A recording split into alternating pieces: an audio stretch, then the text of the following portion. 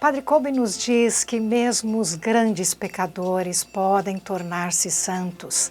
Entretanto, entre os santos tem alguns que durante um bom período de tempo abusaram dos dons de Deus, e estiveram surdos àquela silenciosa chamada da graça de Deus.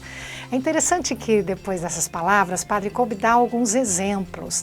Ele fala, por exemplo, aí de São Francisco. São Francisco, como nós sabemos, era um jovem de família rica, e ele muito ocupado com as coisas do mundo. Ele só depois de algum tempo é que ele vai escutar de fato a voz de Deus, a voz que o chama para um combate.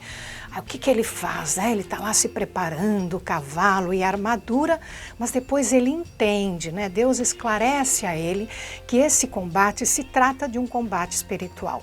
É um exército espiritual que ele deveria estar à frente, E junto com esse exército combater contra todas as potências do inimigo de Deus.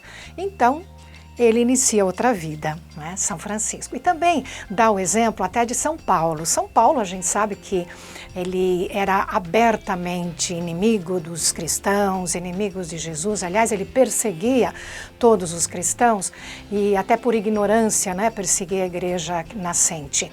E quando ele estava se aproximando lá das portas de Damasco, ele estava com aquela ira, todo o coração revoltado para poder prender os cristãos, literalmente ele cai do cavalo, Jesus o derruba no chão e ele se torna de uma pessoa perseguidor de Cristo, um grande apóstolo de Jesus, e da doutrina de Jesus. E também Padre Kolbe dá o exemplo de Santa Margarida de Córtona.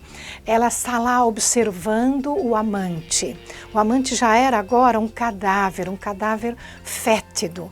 E ela fica tão impressionada com aquela visão que ela abandona a vida de pecado e de fato se converte, Então, com esses exemplos a gente vê como Deus quer estar ao lado da gente, ao lado dos pecadores. Aliás, ele persegue os pecadores, Persegue, bate a porta do coração de cada um deles. E quando essas pessoas começam a colaborar com os dons de Deus, então se tornam verdadeiramente santos.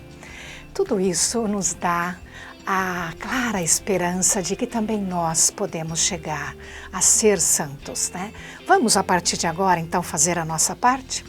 Vamos trabalhar, assim, com maior empenho a serviço de Deus?